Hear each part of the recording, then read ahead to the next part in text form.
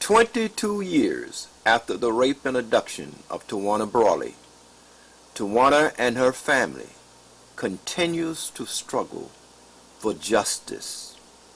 On December the 11th, 2009, I interviewed Tawana, her mother, and her father. And this is what this has affected your life. And I want to ask both of you this, because as a family, what happened to Tawana happened to you, and it has had tremendous effect on your life. So who would like to start?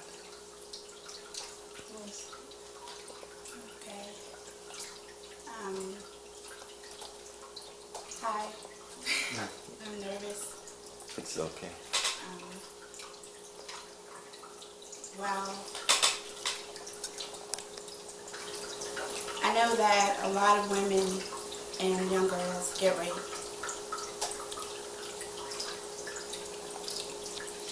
So I can't speak for everybody.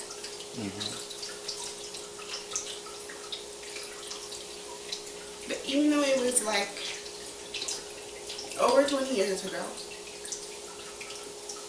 every time the word is mentioned or my whole name is mentioned, it shakes me to my core and I get stiff and scared, like it just happened.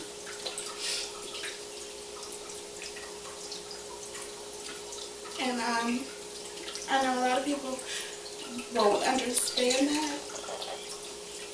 I'm sorry. No, it's all right.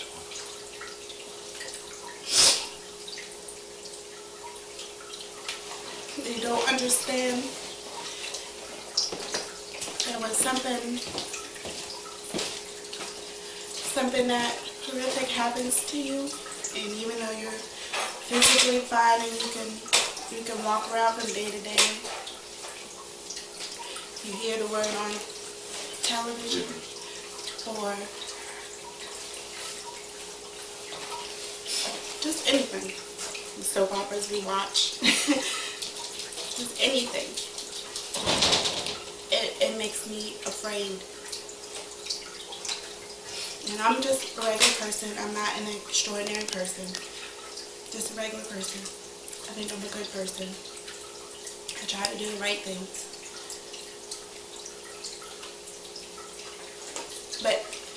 And I try to block it out.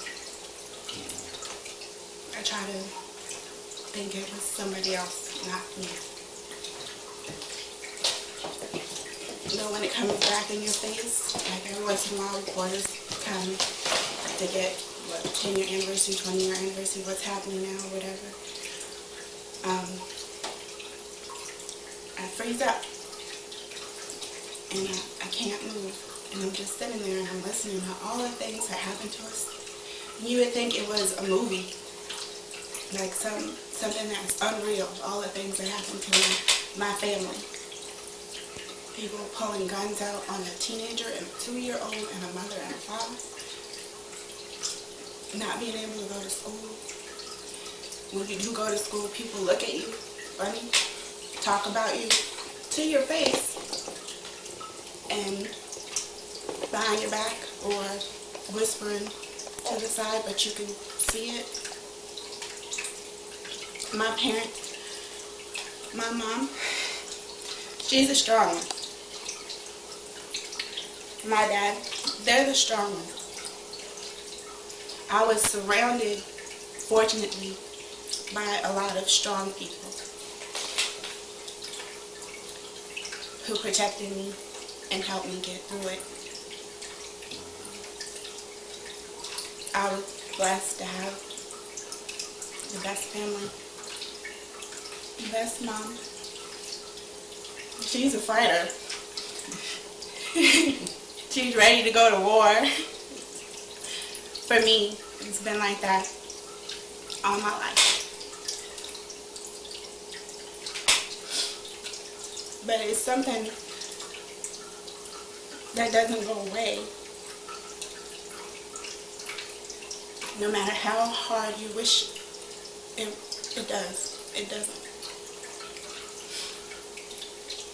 And I know a lot of people, it's not as public as mine. I think mine's probably the most ever.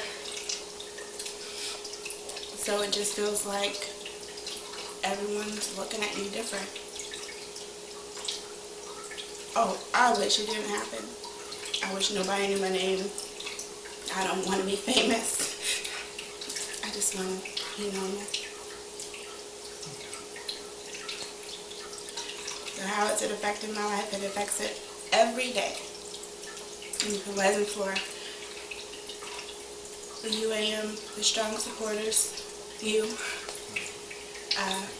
definitely automatic. My family, I wouldn't be here. My aunt wouldn't either.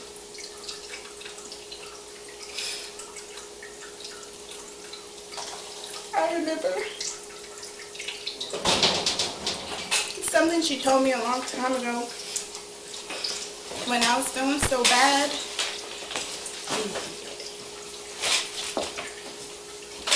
And I had my head down. And she said, no matter what anybody says to you or about you, you walk with your head up high and be proud of who you are. So I try to do that every day. It comes off as my mom taught me how to walk. And my aunt reminded me to hold my head up. So I always look like I'm proud of who I am. And I have to remind myself every day to be proud of who I am. But I wanted to thank everyone. You don't know how grateful I am. Words can't express how grateful I am. I'm alive physically and mentally because of all of your support. So don't ever stop fighting.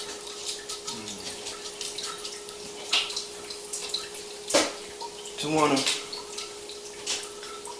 many people may want to ask you this question. They may, and I just want you to explain why. Everywhere I go, they say, well, why didn't Tawana talk? But just for them, tell them why you couldn't talk or wouldn't talk. Well, in the beginning, I physically couldn't talk.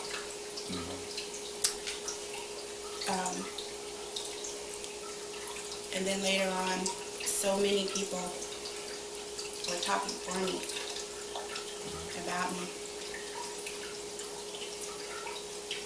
And I didn't see any progress or anything. I just wanted to just curl up and die. I wasn't proud of being raped. I'm not one of those people who like to go on talk shows and say, well, this is what happened to me, and da-da-da-da. I don't see how people could do that. I'm not built that way. I was ashamed. I didn't want anybody to I didn't want to say it because then it would be too real. I think for a long time I was like, okay, they don't believe it, then it didn't happen. Good. I didn't want to believe it. I still don't want to believe it. But it doesn't go away.